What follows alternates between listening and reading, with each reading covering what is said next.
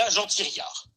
C'est un Belge qui est favorable à la nation européenne, au singulier, sur un mode révolutionnaire. Il est un peu trop jacobin. Son Europe est jacobine. C'est pas une Europe respectueuse des patries charnelles. C'est pas l'Europe au sans-drapeau de Yann Fouéré. Mais bon, c'est une Europe politique forte. Il la propose. Il crée son parti en Belgique et dans 11 autres pays de l'Europe occidentale. Autriche, Italie, etc. Sauf en France, car en France, ayant eu le tort de soutenir plus ou moins les mouvements pro-Algérie française, Jeune Europe est interdite sur le sol français. Bon, ça n'aidera pas. Quant au sol français, eh bien, il y a autre chose qui naît, ça s'appelle Europe Action. C'est une revue, au départ, qui va déboucher sur une forme politique militante, le Rassemblement européen de la liberté. Et cette Europe Action est une scission d'un groupe d'extrême droite nationaliste, Jeunes Nations. C'est en prison que le jeune Dominique Vénère repense la doctrine de droite, s'ouvre ouvertement à l'Europe, ainsi qu'au paganisme, et donc, avec Jean Mabir et Alain Benoît et beaucoup d'autres, ça fait naître cette revue qui s'appelle Europe Action. C'est le nationalisme européen, on va dire proto-identitaire. Ils vont tenter les aventures électorales, les esprits ne sont pas prêts. C'est Europe Action qui met en avant le thème de l'immigration non européenne dans ces thématiques. Alors que la droite nationale classique ne veut pas en parler. Le Pen en tête. Je rappelle que Jean-Marie Le Pen, en 1958, propose l'Algérie française en expliquant que la jeunesse algérienne est utile à la France et qu'ils ne sont pas étrangers, ils sont français. On a encore de l'assimilationnisme aveugle débile, version Jean-Marie Le Pen. Vénère et les autres n'y croient absolument pas. Et donc, eux veulent déjà une politique remigratoire. Mais évidemment, l'immigration non européenne, dans les années 60 et début des années 70, elle est là. Elle est visible, mais elle est marginale. Personne n'y voit péril dans la demeure. Car c'est toujours le même principe. Au début, ils sont peu nombreux, et ensuite, c'est trop tard. Et donc, Europe Action, évidemment, va échouer. Le Rassemblement européen de la liberté va présenter quelques candidats. Les scores sont autour de 2% des voix. Vénère lui-même se dit qu'il n'est pas fait pour la politique. Il préfère être un historien engagé, ce qu'il sera. Il arrête la politique. Et puis ses amis se disent, on va faire de la métapolitique. Puisque le champ politique échoue, nous allons nous consacrer au culturel. La nouvelle culture qu'on appellera dans la presse la nouvelle droite. Ça donne le GRES, groupe de recherche et d'études sur la situation européenne, dont Alain Benoît sera une des figures majeures. Il y aura Guillaume Fay, il y en aura beaucoup d'autres. Donc on renonce au combat politique. Plus question de faire la nation européenne par un biais politique, on fera la nation européenne par un biais métapolitique. Et le thème du nationalisme européen disparaît du champ politique.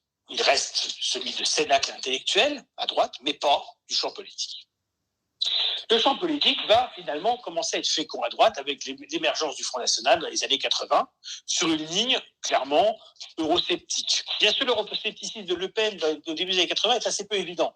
À l'époque de l'anticommunisme, l'idée quand même qu'il faut une construction européenne pour peser face aux soviétiques est importante.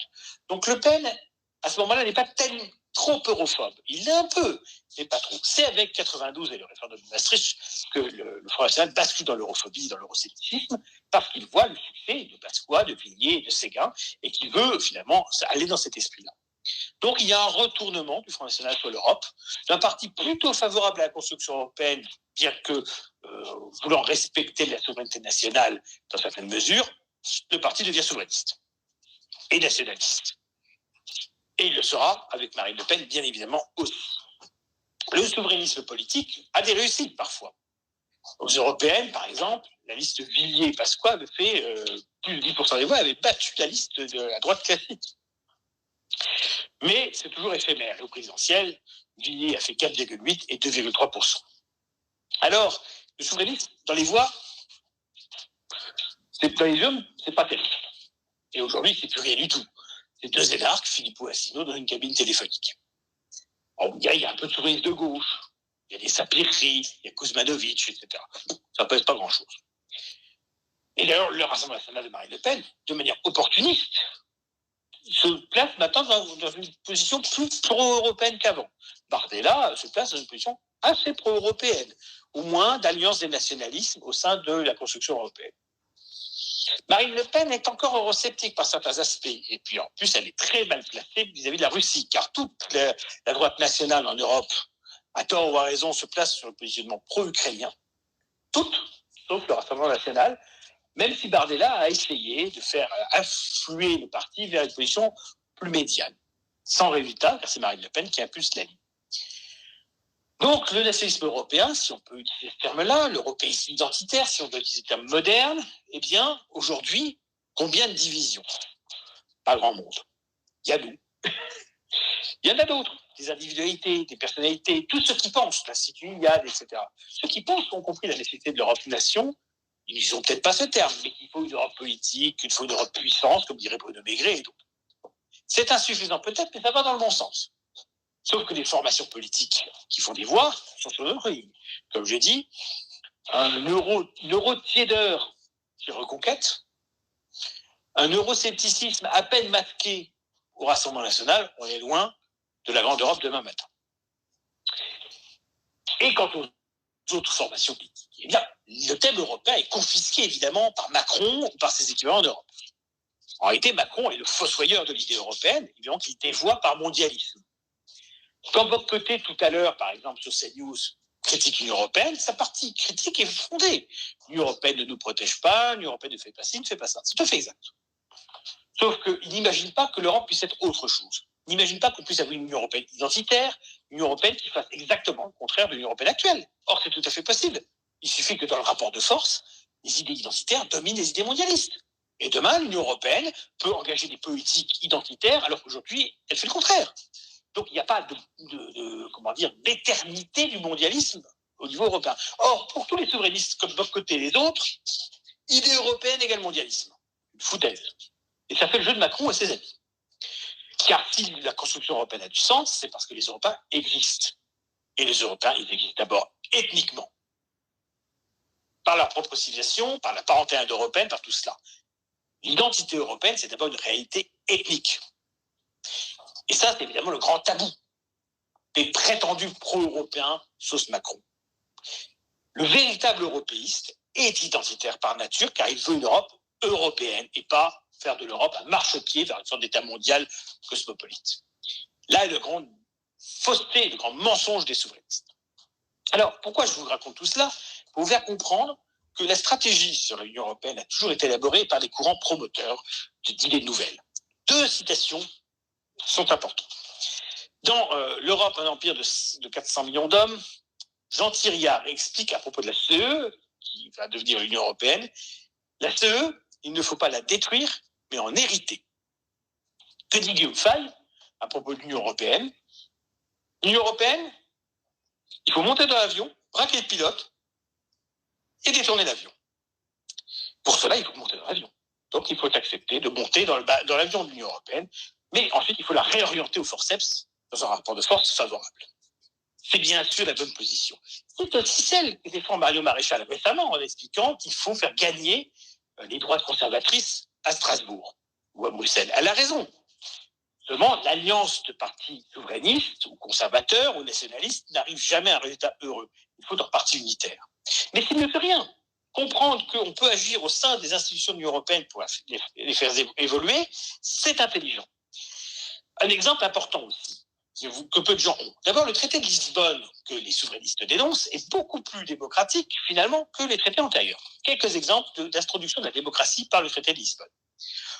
Désormais, le président de la Commission doit être élu par les parlementaires.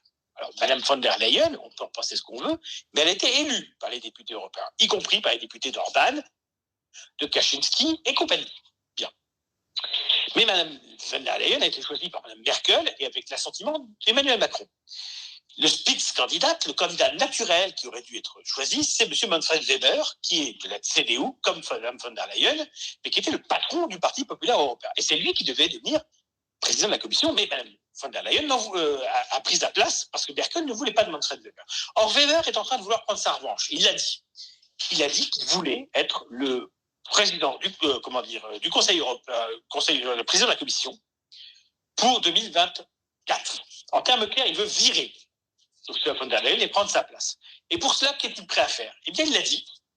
Il veut faire une coalition de la droite et du camp conservateur autour d'Orban ensemble. Depuis des années, c'est la gauche et la droite qui se partagent le gâteau de ce Parlement européen. Eh bien là, il dit non, on va changer l'alliance. Le Parti populaire européen européen, va s'allier avec le parti des conservateurs et réformistes, donc l'aile droite, pour gouverner. Ça, c'est énorme. Et là, ça va évidemment faire beaucoup de mal au groupe Identité et Démocratie de Marine Le Pen. Déjà, les Finlandais viennent de claquer la porte. D'autres vont suivre, parce que tous ceux qui iront dans le groupe ECR, donc les conservateurs et réformistes autour d'Orban et des Polonais, eh bien, ils vont faire partie de cette majorité peut-être parlementaire avec le PPE. Et donc, il est fort à parier que des partis comme Fox, l'AfD et d'autres se disent le RN, c'est bien gentil, mais on se barre. Marine Le Pen ne se retrouvera plus qu'avec Salvini, et encore. Elle n'aurait plus de groupe, terminé.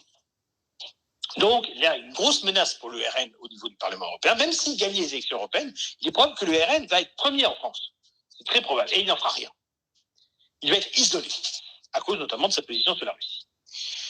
Mais voilà, l'idée de peser au sein du Parlement européen de Strasbourg et de peser sur Bruxelles, c'est une idée intelligente, c'est notre stratégie. Et si des gens de droite conservatrice ou de droite nationale le proposent, au moins on peut dire qu'ils sont intelligents. Le problème, comme je l'ai dit, c'est qu'ils restent favorables à une Europe des nations, ce qui ne veut rien dire, et donc n'envisagent pas que cette coalition européenne puisse réellement amener une Europe politique identitaire. Ils veulent revenir en arrière de la construction européenne prétendument fédéraliste, alors qu'il faut au contraire une marche en avant révolutionnaire vers une Europe unie. Et identitaire, bien sûr. Voilà donc ce récit que je voulais vous faire. C'est-à-dire qu'aujourd'hui, la construction européenne, disons-le clairement, est en panne. La seule innovation qui a été faite, c'était il y a 20 ans, c'était l'euro. L'euro est très contesté, mais l'euro tient. Et tout le reste, il n'y a rien. Brexit, traité rejeté, la construction européenne actuelle est dévaluée et désavouée par les Européens eux-mêmes. Elle manque de démocratie, elle est trictocratique, elle est obscure, complexe. Et surtout, elle sert d'alibi au gouvernement. Quand un gouvernement veut réformer la France, que fait-il ?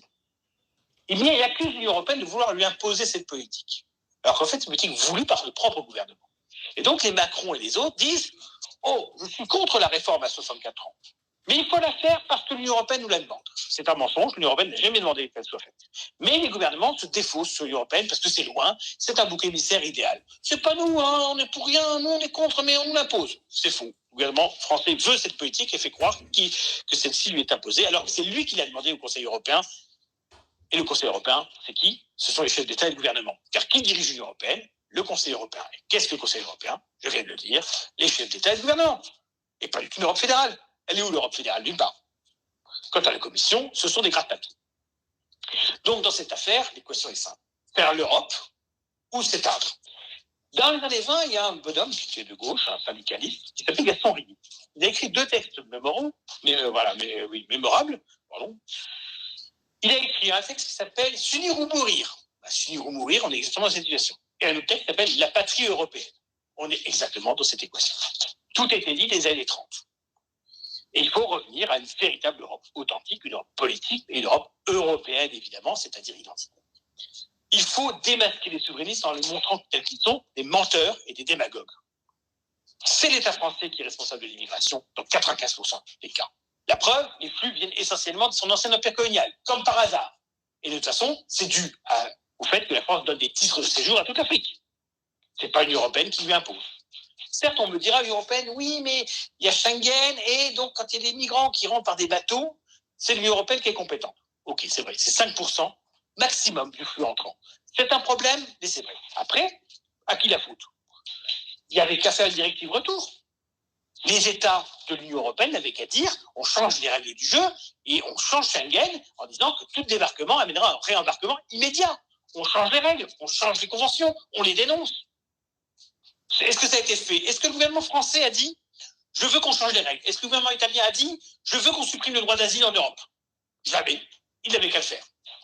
Par exemple, proposer un droit d'asile continental pour que M. Assange puisse en bénéficier, pour que M. Snowden puisse en bénéficier, que les réfugiés d'Ukraine, de Russie ou de Biélorussie puissent en bénéficier. Ok, a-t-on besoin de récupérer les gens qui se sentent malheureux en plein milieu de l'Afrique noire ? Je ne crois pas. Et donc, toute l'équation est là. Il faut réorienter au forceps l'Union européenne de principes mondialistes vers des principes identitaires et d'une Europe promotrice d'immigration vers une Europe promotrice donc de remigration. L'Union européenne est un outil, c'est l'ouvrier qu'il faut virer et le remplacer par le bon ouvrier. Un bon outil dans les mains d'un bon ouvrier, c'est ce que propose le Parti des Européens. et je vous laisse deviner qui pourrait être l'ouvrier. J'en ai terminé pour cette partie enregistrée.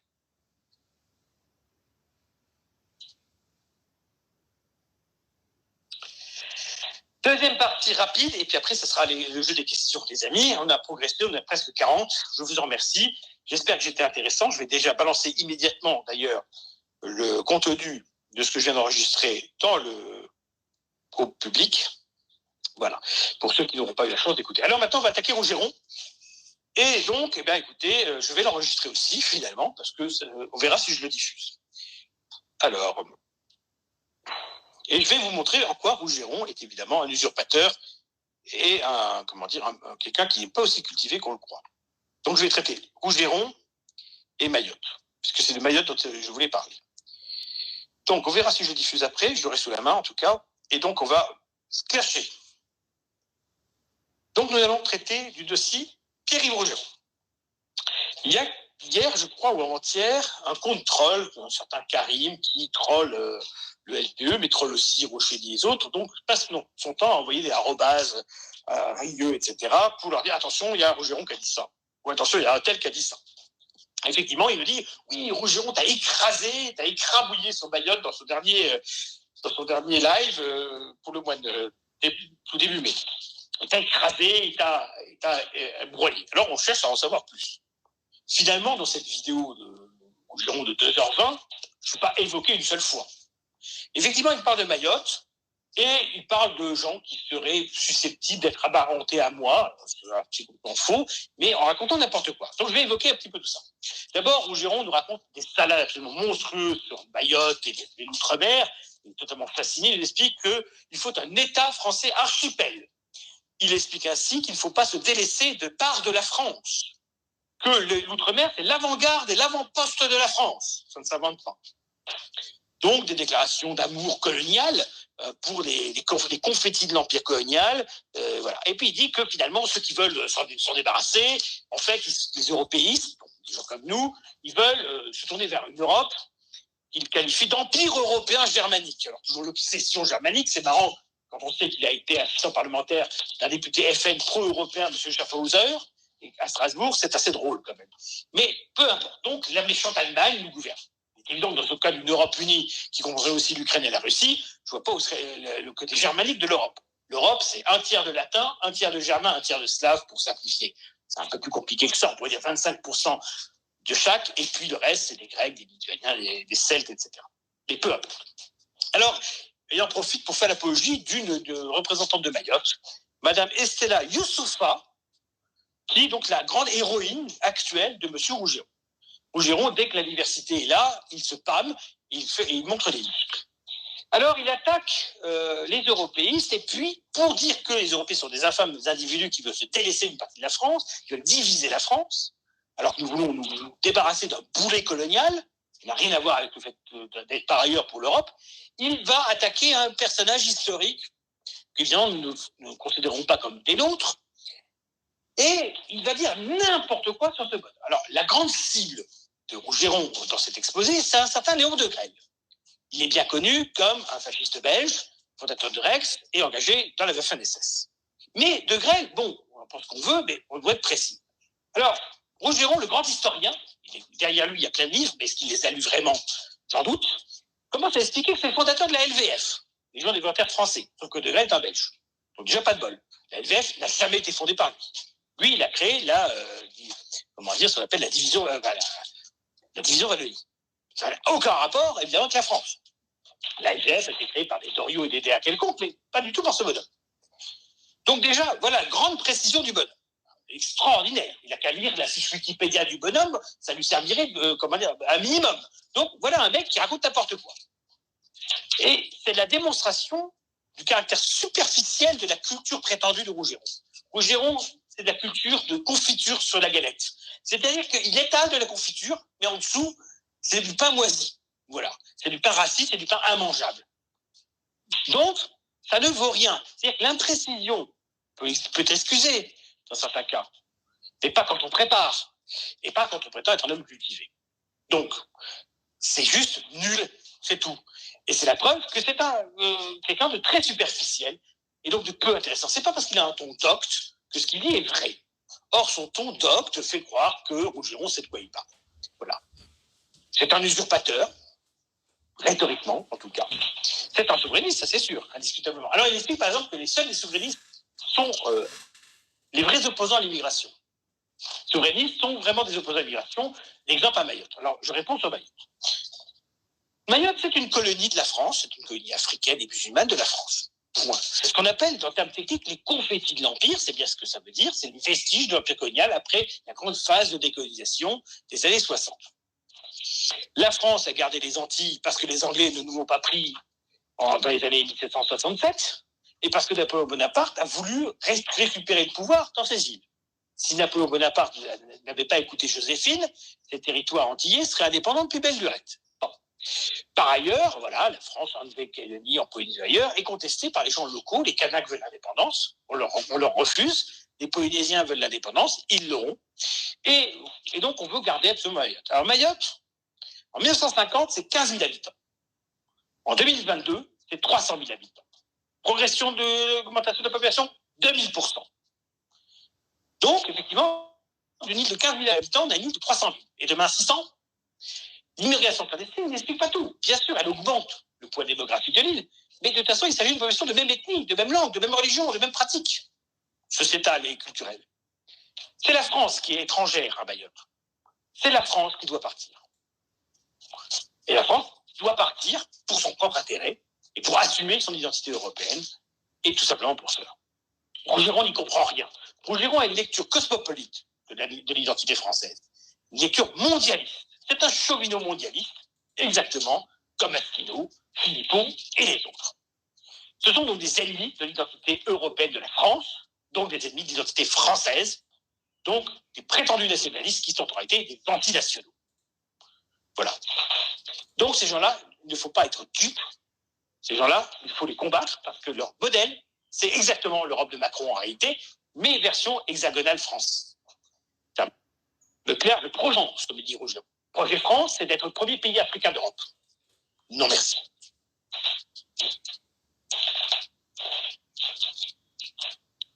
Ça, c'était la partie Rougeron. Je crois qu'il a été bien saucé. Comme je l'ai trop saucé, j'ai peur de ne pas pouvoir le diffuser. On verra. Mais en tout cas, ceux qui étaient là, vous, les 40, ben, vous avez pris un billet et vous avez eu pour votre argent, j'espère. Alors maintenant, on va parler du ministère de l'Intérieur et on va parler de Gérald Darmanin. Alors évidemment, toujours en termes courtois, pour des raisons évidentes que vous comprenez bien. Je ne juge pas l'homme, je juge la politique. Vous savez peut-être que le 6 mai, il y a eu un défilé de nervis déguisés, donc le collectif du 9 mai, pour rendre hommage à un jeune homme en 1994 qui est mort en tombant, en faisant une chute mortelle malheureusement, poursuivi par les forces de l'ordre. Ce militant était membre de l'œuvre française, c'est-à-dire la tendance nationaliste, intégroïde, catholique, fanatique, totalement euro. Je n'ai rien contre ce garçon comme contre d'autres adversaires politiques, évidemment, mais je ne me sens pas solidaire de l'œuvre française, mouvement réactionnaire anti-européen. Voilà. Si un militant du Parti communiste se tuait, je serais aussi triste et je trouverais ça aussi scandaleux. Voilà. Un Européen qui meurt, moi, personnellement, ça m'attriste, évidemment. Mais je ne me sens pas solidaire de tous les Européens qui meurent. Et certainement pas politiquement. Mon camp, c'est celui de l'Europe unie, de l'Europe nation, c'est pas celui de la France réactionnaire. Et certainement pas de la France catholique et conservatrice. Mais à l'âme des gens de bonne volonté, voilà, il n'y a pas de haine ou de mépris pour ce jeune homme. Je ne vais pas juger quelqu'un qui est mort pour défendre ses idées, même si ce n'est pas les miennes. Simplement, je vais dénoncer ceux qui, aujourd'hui, instrumentalisent sa mort par un comité, disons, pour se déguiser en néofasciste, grotesque, cagoule, drapeau à coin celtique et compagnie. Parce que le résultat de tout ça, c'était le ministre de l'Intérieur lui-même. Voilà ce que Darmanin donne comme consigne au préfet en France, à Paris et pas qu'à Paris, considérant que c'était inacceptable que ces gens défilent.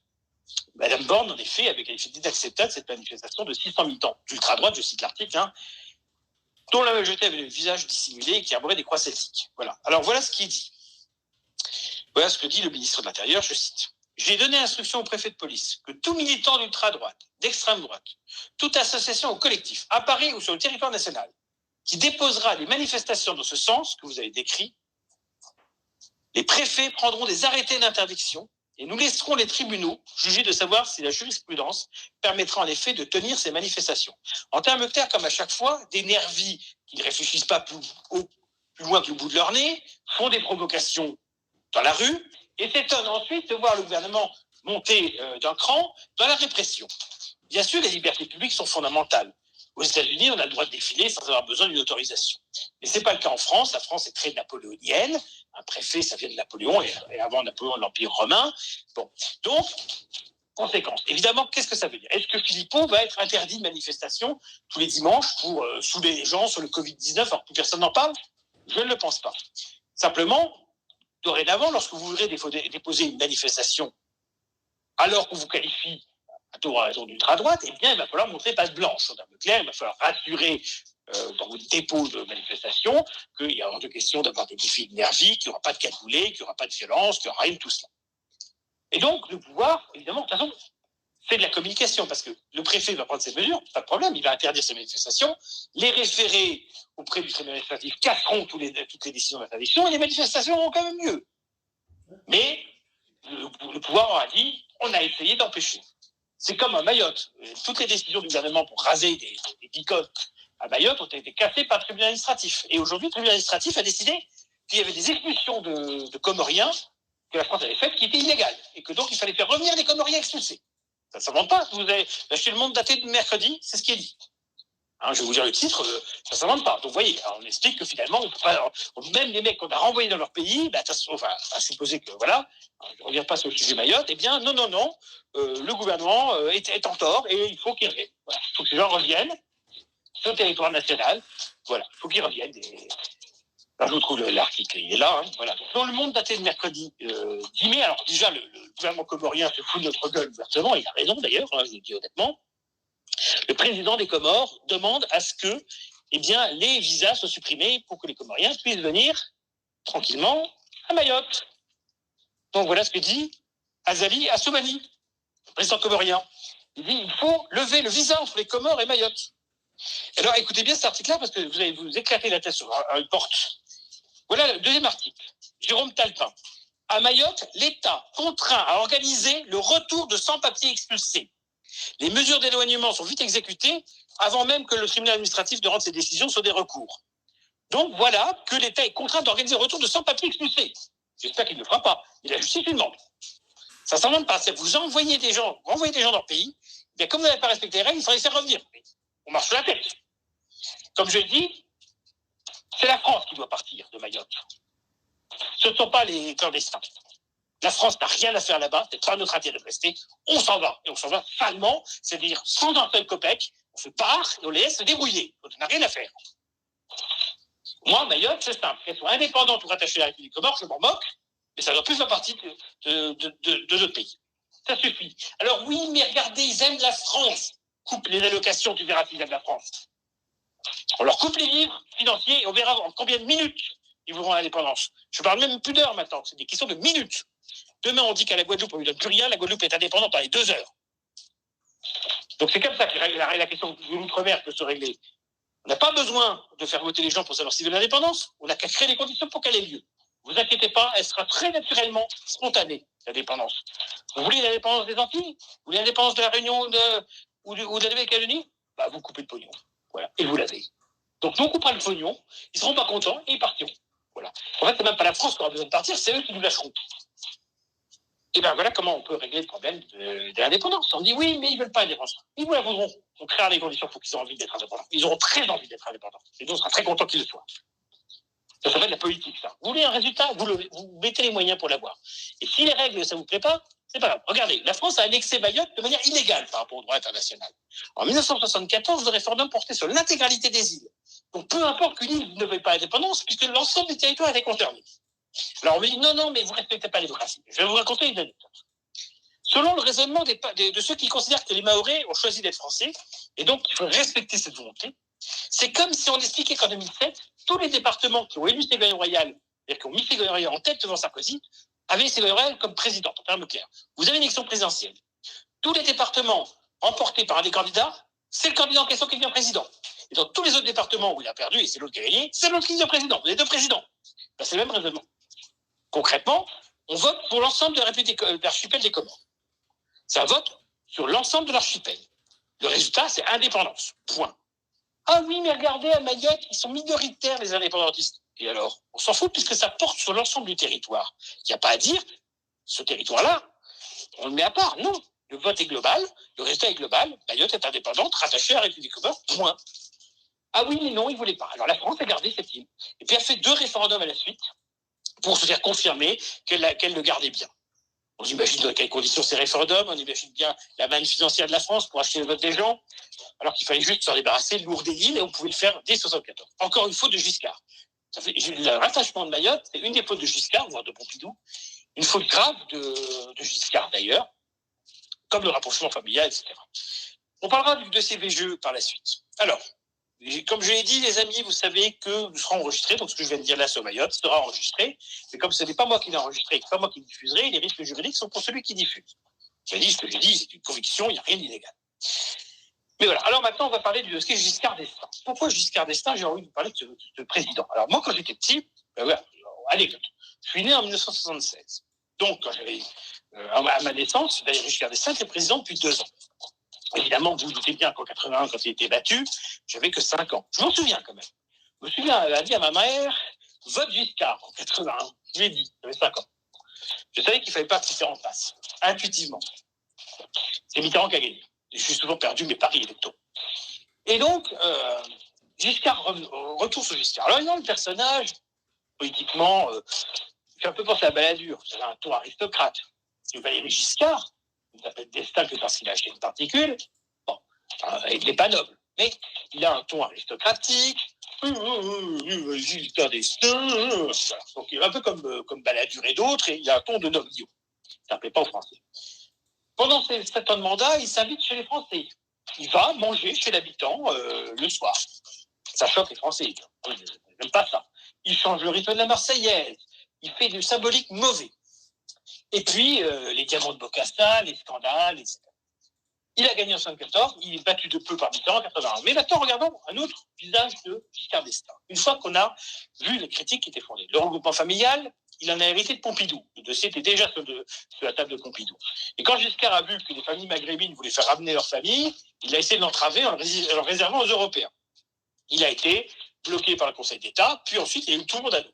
Voyant qu'il ne pouvait pas empêcher le regroupement familial de ses familles, il a décidé de faire partir les travailleurs maghrébins, alors que le chômage commençait à monter, crise des années 70, des chocs pétroliers, et il décide que 500 000 travailleurs maghrébins vont repartir dans leur pays sur 5 ans. Bonne politique, ça s'appelle la remigration. Et Valéry Giscard d'Estaing est donc un remigrationniste. Mais qui va l'entraver? Tout simplement, d'abord la gauche, bien sûr, les syndicats, les gaullistes, le patronat, les églises, les loges maçonniques, tous les lobbies que vous pouvez imaginer. Et tous ces gens se coalisent contre lui. Mais il tient bon, il n'arrive pas à mettre en place cette politique parce que l'Algérie, la Tunisie, le Maroc lui rient au nez. Mais dans son programme de 1981, programme présidentiel, c'est toujours dedans.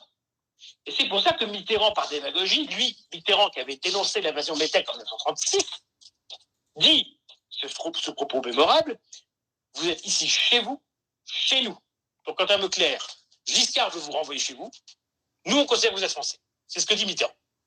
Mitterrand, issu de l'extrême droite, qui a porté la francisque du maréchal Pétain, se permet de faire entrer les immigrés en France, alors même que 50 ans avant, il disait le contraire. L'opportuniste Mitterrand, le vieux facho antisémite Mitterrand, qui se fait passer pour le super ami d'Israël, qui s'entoure de gens de confession juive, jusqu'à révéler le poteau rose en 1994, en leur disant avec mépris à El Kabash, il dit « Mais qu'est-ce que vous voulez de plus? Que je me convertisse ?» Le vrai visage antisémite de Mitterrand apparaît à ce moment-là. Car Mitterrand est un antisémite très habile, c'est-à-dire qu'il est antisémite, mais surtout de juifs.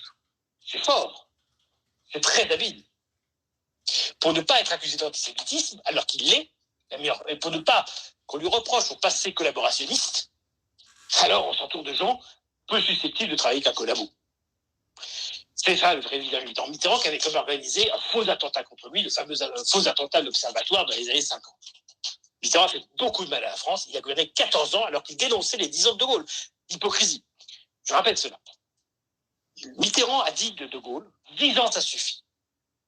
Et Mitterrand a régné 14 ans. Hypocrisie. Et c'est la faute de De Gaulle.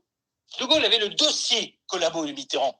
Il savait qu'il pouvait détruire Mitterrand. Il n'avait qu'à le faire. Si en 1965, aux élections présidentielles, il avait révélé aux Français qui était Mitterrand, alors la carrière politique de François Mitterrand était terminée. Mais De Gaulle, le grand homme, n'a pas voulu s'abaisser à cela. C'est parce que De Gaulle n'a pas détruit Mitterrand en 65 qu'on a eu Mitterrand président en 81 qui a détruit la France. Le grand De Gaulle, qui n'a jamais remigré personne, même s'il gueulait contre l'immigration en privé. Mon père me le rappelle souvent, il est né en 1940, mon père. Il avait donc 18 ans quand De Gaulle est arrivé au pouvoir et 29 ans lorsque De Gaulle a quitté le pouvoir. Lorsqu'on lit C'était De Gaulle, de Père Fitt, on a l'impression que De Gaulle veut renvoyer tous les immigrés chez eux. Mais comme me le dit mon père, à l'époque, il ne faisait rien. Même après 62. En 62, les Français d'Algérie, les Européens d'Algérie sont expulsés. Fuite des Européens d'Algérie, dans les catastrophes qu'on connaît, les pieds noirs, en 62. Est-ce que De Gaulle se dit, on vire les Français d'Algérie, je vire les Maghrébins de France? Ben, même pas. C'est-à-dire qu'il a accepté que les Français soient chassés, voire pire, d'Algérie, mais il n'a même pas fait la sanction retour. Quand les Grecs ont été expulsés par les Turcs en 1921, les Turcs de Grèce ont été foutus dehors aussi. De Gaulle aurait dû renvoyer les travailleurs maghrébins de France à partir de 1962. Dire, vous virez les Français de là-bas, nous on vous vire d'ici. Eh ben non, même pas. Il a laissé les Français fuir et partir, mais il n'a pas fait partir les autres dans l'autre sens. Et ces flux n'ont pas cessé d'augmenter sous Pompidou, sous Giscard, sous Mitterrand, jusqu'à aujourd'hui. Et ça, les souverainistes, vous n'entendrez pas vous dire ça. Oui, De Gaulle n'a pas été le grand homme au pouvoir qu'on prétend qu'il a été. Nul vis-à-vis de l'Algérie, incapable de s'opposer à mai 68, et qui est parti à l'issue d'un référendum perdu, pour mourir un an après. Où est le bilan réel du grand homme? Ah oui, mais il y a le Concorde. Ok, le Concorde, ça n'existe plus. Ah oui, mais il y avait ça. Tous les projets de l'époque ont disparu. On s'en fout. Il y a l'arme nucléaire. D'accord, c'est vrai. C'est grâce à De Gaulle qu'on a l'arme nucléaire. Ok, l'arme dont on ne se servira jamais, mais admettons. C'est vrai, il faut le reconnaître. L'arme nucléaire pour la France. Mais faudrait-il encore avoir des lanceurs? Faudrait-il encore avoir des porte-avions ou avoir des sous-marins encore capables de lancer nos bombes? Mais admettons, c'est vrai, il y a ça. C'est vrai que De Gaulle a redonné à la France une forme de fierté nationale. D'accord. Mais le bilan est réel, nul. Et ceux de ses prédécesseurs suivants, Pompidou, etc. Alors, si on parle des lois liberticides, quelle est la première loi qui limite la liberté d'expression en France, notamment pour dénoncer l'immigration? C'est la loi Pleven de 1972. Devinez qui était au pouvoir. C'était la gauche? Non, c'était Pompidou. Et qui c'est qui a choisi Pompidou? Qui c'est qui a pris Pompidou comme Premier ministre et compagnie? De Gaulle. Et la Constitution de 58, qui contient des principes mondialistes comme le préambule de 46 et l'article 1er, à qui De Gaulle a-t-il confié ce magnifique dossier de la Constitution de 58? À Michel Debré, qu'on a fait un truc mondialiste, exactement comme la Constitution de René Cassin en 46. Bon casting, monsieur le grand général. Michel Debré pour la Constitution. Génial, quel bon choix. Il fallait y penser. Alors bien sûr, Debré a respecté les demandes de Gaulle. Il y a l'article 16 des pleins pouvoirs. C'est un régime présidentiel. Ok. Mais c'est quand même un texte de merde. Bon.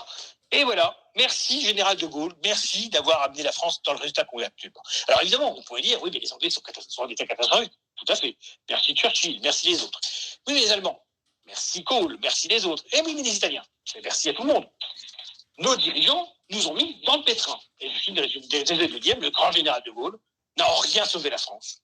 Il n'a même pas freiné la décadence. Et face à mai 68, il déclare naïvement, après avoir fui en Allemagne, c'est pas à mon âge que je vais devenir dictateur. Bah, il aurait peut-être mieux valu, finalement. Tu serais peut-être mort plus vieux, et puis tu aurais peut-être écrasé mai 68, parce qu'il fallait bien sûr écraser mai 68. Évidemment, quitte à passer pour un dictateur. Qu'est-ce qu'on en a à foutre? La patrie, avant l'état d'âme. Mai 68, c'était le gauchisme d'aujourd'hui. Il fallait réprimer méchamment. Quand il fait rien, il a foutu le camp en Allemagne, il a pleurniché. Le grand De Gaulle, merci, mais non merci. La grandeur et le néant, disait Dominique Vénère. Car la grandeur, oui, mais au résultat, le néant absolu, zéro. Bilan de Gaulle, nul. Merci les souverainistes qui n'ont que De Gaulle à la bouche. Et maintenant, les amis, une fois que j'ai défoncé bien des connards, eh ben, ça va être à vous de jouer, les amis. Alors, je rappelle les règles. Je vous l'ai dit par amitié pour vous. Je ne pense pas qu'on puisse reconnaître vos voix. Et de toute façon, vous êtes sous pseudonyme et je ne donnerai pas vos vrais noms si je les connais. Bon. Sachez que vous serez enregistré par l'ennemi. Quand je dis l'ennemi, c'est même pas des gauchistes ou ça, c'est des gens d'extrême droite qui nous enregistrent sympathiquement pour se foutre de ma gueule à l'arrivée dans un compte débile de LPE en folie ou je sais plus quoi, où on se fout de ma gueule. Et tous les propos que j'ai tenus ce soir me semblent parfaitement sérieux et habiles, rhétoriquement violents parfois. Quand je dis De Gaulle c'est nul, c'est pour aussi que les gens comprennent. Mais je juge sur pièce. Comme le disait le Christ, on juge, un arbre à ses fruits. Quand les fruits sont pourris, c'est que l'arbre était merdique. Maintenant, c'est à vous de jouer, les amis. Vous me posez des questions. J'ai vu tout à l'heure des mains levées, et puis après, ils ont disparu. Bon, merci à Alyosha d'éviter d'enregistrer le salon, mais s'il le fait, on saura que c'est lui. Je le vois dans le groupe, et je ne dis pas que c'est lui qui nous enregistre, mais bon, peu importe. De toute façon, on sait que si ce n'est pas lui, ce sera un autre, et qu'on sera enregistré. Tiens, il y a Alexandre Inger. Peut-être que lui aussi a envie d'enregistrer le salon du PDF. Moi, je suis tolérant. Certains camarades vous auraient déjà banni. Mais bon, moi, je ne suis pas pareil. Je tolère la critique interne, etc. Donc, je vous salue, même si vous dégueulez parfois sur moi, dans vos salons privés et autres. Voilà. Et oui, parce que moi, à la différence des autres, c'est même quand quelqu'un dégueule sur moi, j'accepte de débattre avec lui pour l'écraser dialectiquement, évidemment. Mais vous l'avez bien compris. Alors, des petites mains levées, les amis. Il ne faut pas avoir peur, y compris des mains adverses. Peut-être que Alexandre Inger a envie de rejoindre le LPE. Peut-être qu'il a envie de quitter le PDF. Ben, il est bienvenu. Il faudra qu'il fasse juste qu'il s'excuse pour un certain nombre de mots impolis qu'il a employés à mon égard, faisant passer pour un pro-islam, je ne sais pas quoi, mais s'il veut rejoindre le LPE, c'est possible. Allez, d'autres, soyez un peu... Ah, bah, Nicolas Locatelli. Ah, j'ai donné ton nom, je n'aurais pas dû, mais c'est ce qui apparaît sur mon écran. J'espère que c'est un pseudonyme, mais tant pis. Donc, Nicolas, tu as la parole, donc tu appuies sur le bouton du milieu, et normalement, tu peux t'exprimer. Je vois que tu as un petit drapeau suisse. On m'entend ? Oui, parfaitement. Oui, alors en l'occurrence, oui, c'est mon vrai nom. Ça me dérange pas qu'on sache que c'est moi. Je ne vais pas faire ça la prochaine fois, désolé. C'est le risque. Voilà, oui, j'écoute. Il faut maintenir le bouton appuyé pour qu'on puisse entendre, sinon ça ne marche pas. Ah, là, voilà. Voilà, oui, je vous écoute.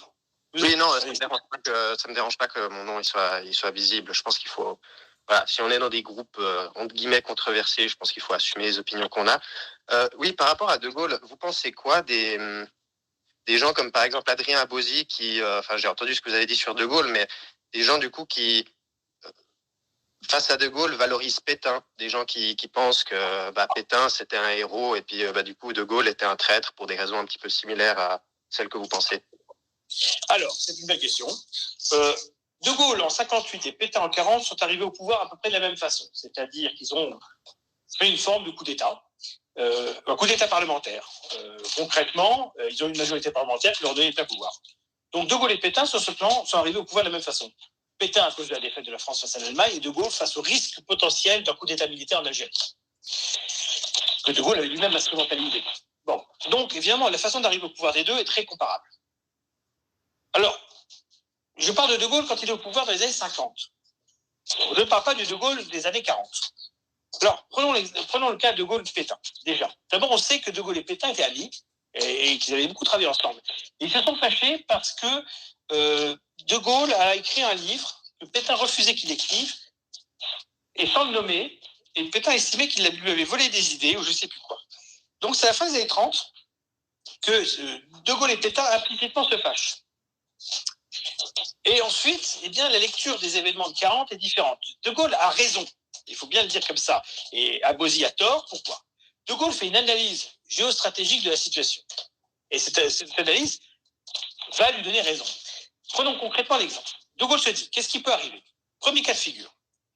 La France est battue. Elle dépose les armes totalement. Elle est occupée. Deuxième cas de figure, on résiste à l'étranger. Il y a l'empire colonial, il y a nos alliés britanniques, américains et autres. Les Américains ne sont pas encore dans l'équation, mais il y a déjà les Britanniques. De Gaulle se dit, l'Allemagne ne peut pas gagner la guerre. Voilà l'analyse de Gaulle. De Gaulle se dit, politiquement, l'Allemagne ne peut pas gagner. Politiquement, l'Allemagne fera forcément la guerre avec les Soviétiques. Politiquement, l'Allemagne va perdre. Il faut que la France soit du côté des Alliés, qu'elle soit représentée du côté des Alliés au moment de la victoire. C'est un pari, parce qu'à l'époque, il y a eu tort. De Gaulle lui-même doute. Et en 1942, il ose cette phrase, si j'ai eu tort, c'est que Laval et Déa ont eu raison. C'est-à-dire que pour De Gaulle, il y a deux positions. soit on est aux côtés des Alliés et on représente la France auprès des Alliés, et lorsque les Alliés gagnent, la France fait partie des vainqueurs, c'est ce qui s'est passé, soit on considère que l'Allemagne va gagner la guerre, à ce moment-là, il faut jouer la carte de l'Allemagne à fond, ce qu'on fait les Doriot et les DA, pour que la France, dans le cadre de l'Europe dominée par l'Allemagne, ait une place un peu meilleure. Les deux positions se défendent. Ce que De Gaulle condamne, c'est la position attentiste de Pétain. Tu choisis ton camp. Ou c'est les Alliés, ou c'est les Allemands, mais c'est pas mi figue ni raisin. Et ce que fait Pétain, c'est qu'il joue sur tous les tableaux. Par ailleurs, c'est un vieillard, incapable évidemment donc réellement de gouverner. Et pourquoi est-ce que l'Allemagne accepte ça? Parce que l'Allemagne a un raisonnement très simple. Pour le régime hitlérien, le fascisme est un logiciel qui fait renaître une nation. Donc, ce que ne veut surtout pas Hitler, c'est que la France renaisse. Il veut l'enterrer. Il ne veut surtout pas que la France soit dirigée par un Doriot. Il préfère que ça soit dirigé par un vieux con, réactionnaire, ringard et super âgé, qui va endormir le peuple français tranquillement pendant 4 ans. C'est exactement ce qu'a fait Pétain. Donc oui, Pétain était un traître, et De Gaulle a eu raison. Je vais plus loin maintenant. Le maréchal Pétain aurait pu faire quand même un beau geste à la fin de sa carrière. Il aurait pu fermer sa gueule. Et je m'exprime. Vous qui êtes en Suisse, après par le petit drapeau, ça va vous parler. En 1945, De Gaulle apprend que Pétain est en Suisse. Pétain est en Suisse, donc Pétain est protégé. Ce que veut De Gaulle, et il le dit aux Suisses, vous le gardez. Il dit aux Suisses, donnez-lui le droit d'asile, gardez-le. Je ne veux pas d'un procès. Si Pétain avait réellement aimé la France, il serait resté tranquillement en Suisse jusqu'à la fin de sa vie. Il est même probable que la France lui aurait donné une pension. Et ce con, il traverse la frontière pour justifier sa politique, c'est abruti. Alors qu'il fallait se foutre la paix. De Gaulle voulait qu'il reste en Suisse. C'était l'intérêt de la France qu'il n'y ait pas de procès Pétain. Il fallait qu'il se foute la paix. Et ce con vient en France. Résultat, procès Pétain, procès Laval et compagnie, et voilà le résultat. Bravo. Bien sûr, les condamnés à mort. Bien sûr, De Gaulle ne peut pas accepter qu'un maréchal de France soit exécuté. Il le condamne à la perpétuité. Il finira sa vie à l'île-Dieu. Il n'avait qu'à rester en Suisse. Bon sang, bonsoir. Même ça, il n'a pas su le faire. Même sa sortie, il l'a raté. Lamentable. Donc moi, je ne suis pas du tout là-dessus pour le vieux con, comme l'appelait Doriot, vieux con de Pétain. Vieux con de Pétain et De Gaulle, vieux con de Gaulle dans les années 60. Voilà. Vieux con, dans les deux cas. Des vieillards qui ne sont pas capables de gouverner une nation. Et Poutine, 70 ans, est trop vieux maintenant. C'est l'âge, voilà. Donc j'ai intérêt à arriver vite au pouvoir parce que les 70 ans, je les ai dans 24 ans. Bon. Voilà. Je sais pas, je t'ai répondu comme je pouvais, Nicolas. Je l'ai dit avec la plus grande franchise. Merci beaucoup. Voilà, oui, j'ai compris, merci beaucoup, mais ton son est un peu coupé. Pas de problème, voilà. Donc, je t'ai répondu à Pétain et De Gaulle, non merci. Voilà. Au moins, je les ai mis à égalité. D'autres réactions? Faites-vous plaisir, les amis. Vous n'aurez pas beaucoup d'hommes politiques qui acceptera de débattre ouvertement avec vous comme ça. Imaginez Marine Le Pen ou Philippot accepter de débattre. Ça, c'est inimaginable. Profitez que je sois encore en mesure de pouvoir le faire. Parce que le jour où je serai important, j'aurai moins de temps pour le faire. Ce jour arrivera peut-être, ou jamais. Le destin, on ne le connaît pas à l'avance. Allez-y, les amis, faites-vous plaisir. Il y a Hervé qui a l'air de vouloir parler. Oh, parler, c'est un grand mot. Je vais te poser une question un peu provocatrice, mais qui ne l'est pas tant que ça. Bon, et là, je parle de Gaulle et de Churchill. Imaginez De Gaulle, imaginez à remonter le temps ou quelque chose comme ça, revenir aujourd'hui en Seine-Saint-Denis et Churchill à Londres. Qu'est-ce qu'il dirait d'après toi? Alors, je pense que Churchill répéterait ce qu'il avait dit à l'époque, on a tué le mauvais cochon. C'est ce qu'a dit Churchill, ce qui veut dire quand même qu'il s'est posé la question. Il n'avait pas dit à un moment donné Keep Britain White? Alors, il a dit ça, mais il n'a rien pu faire pour que ça aille mieux, etc. Mais ce que je veux dire là-dessus, c'est que Churchill... Thomas, si tu lui permets, la phrase sur le mauvais cochon, il me semblait que c'était Patton. Non. Alors, Patton était dans la même philosophie. Churchill a dit on a tué le mauvais cochon. Parce que il a dit après la guerre. Il a dit quand l'Union soviétique a commencé à être menaçante et quand la guerre froide a commencé à s'annoncer. Mais par contre, c'était complètement la ligne. De Patton. Effectivement, je vais parler de Patton, tu as raison. On va parler de Patton. Répondre à la question. Ils reviennent aujourd'hui De Gaulle en Seine-Saint-Denis ou à Paris. De toute façon, il n'y a plus grande différence. Et Churchill en plein Londres actuellement. Il verrait la population autour d'eux. Je ne sais pas, De Gaulle se De Gaulle se jette dans la Seine et Churchill se jette dans la Tamise. La Tamise, ouais. Est-ce qu'il se dirait pas, est-ce qu'on serait pas trompé de combat? Il se dirait, on a quand même sacrément merdé. Mais bon, l'Allemagne aussi a merdé quand vous avez qu'à voir les quartiers africains de Berlin. Hein, donc, non, le problème, c'est que c'était inévitable que ça ait lieu. Ta question est tout à fait légitime. Je l'ai même faite, moi, quand j'avais fait une discussion avec Conversano il y a quelques années.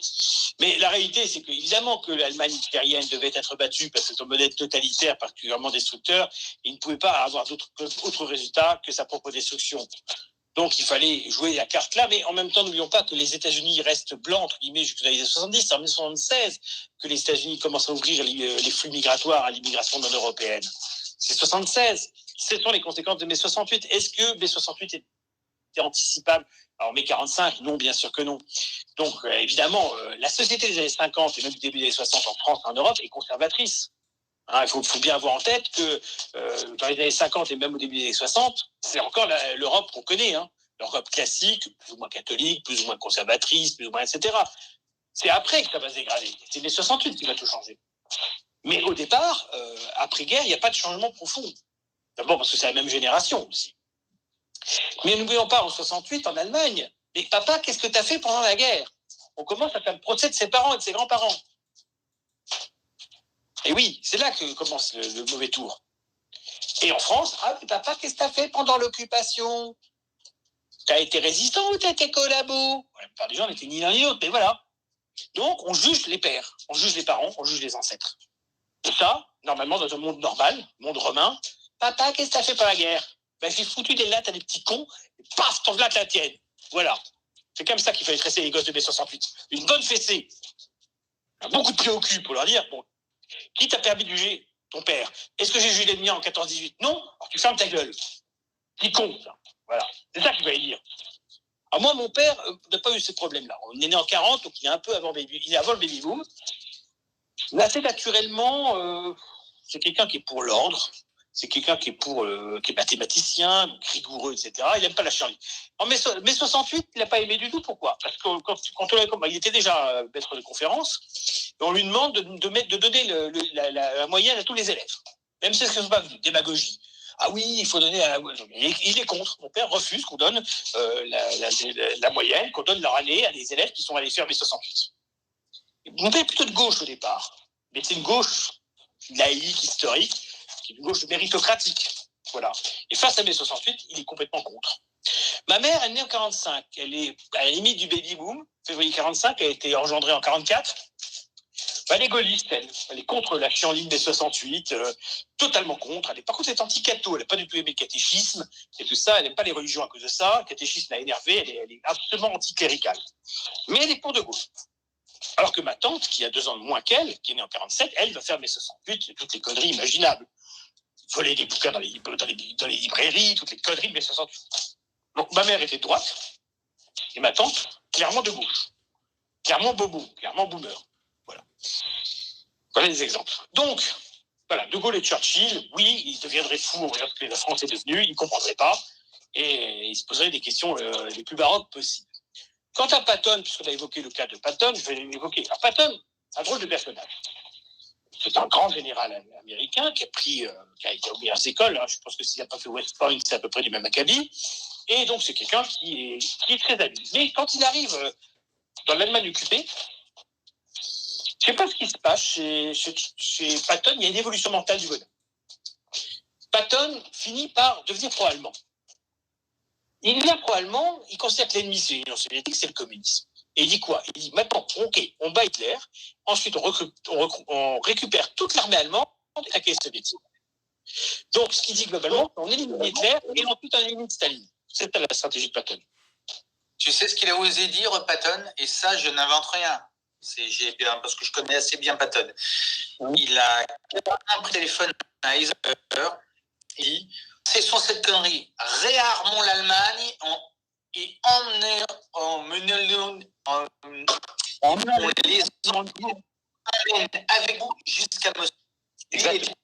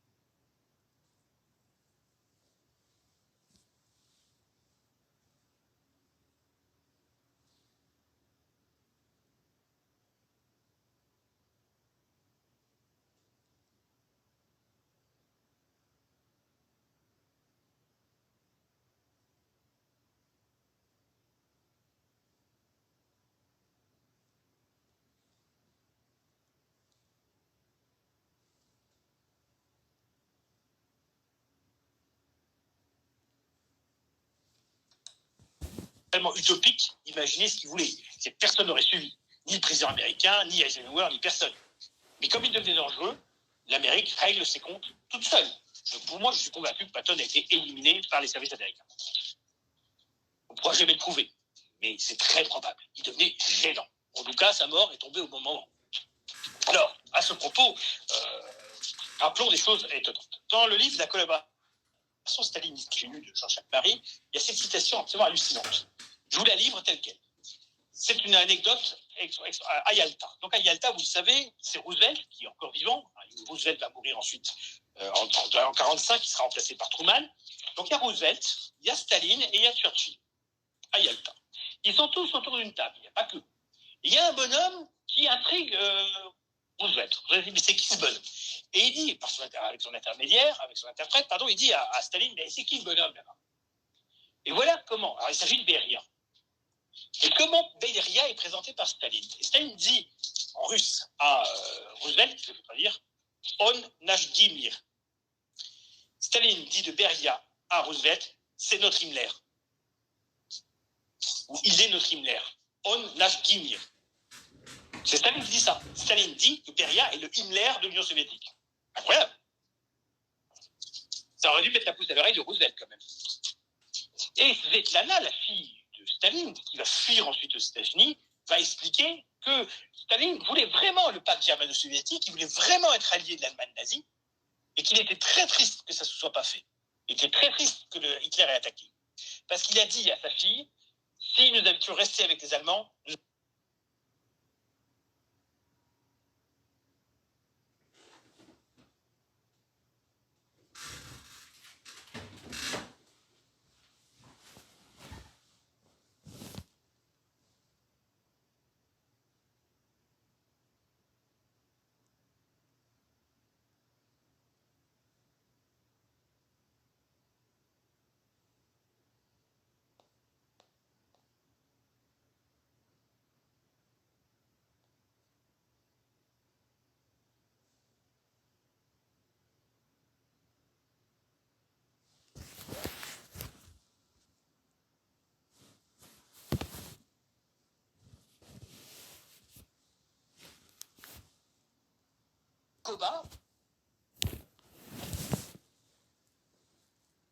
Pour les intimes, qui est Staline exactement? D'abord,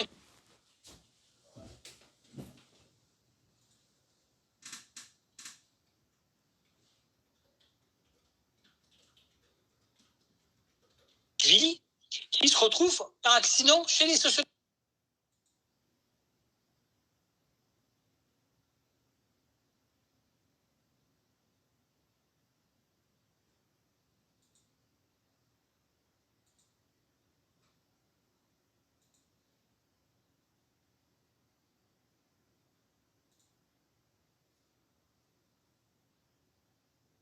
Démocrate russe. Mais chez les bolcheviks, mais uniquement pour faire la taupe. Pour donner de l'information. Puis en 1917, pas de bol,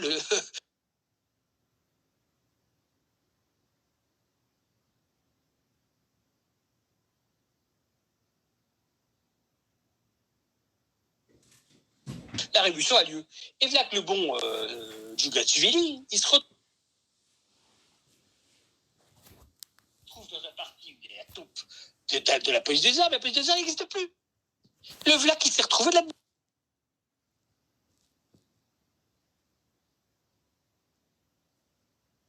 Donc il reste là-dedans. Et c'est comme ça que sa carrière va monter.